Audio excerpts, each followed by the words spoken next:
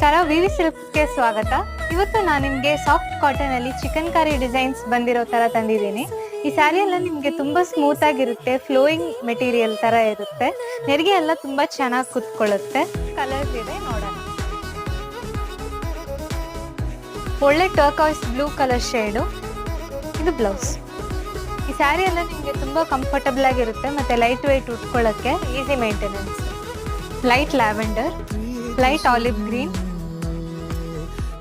Pink and red dual tone sari.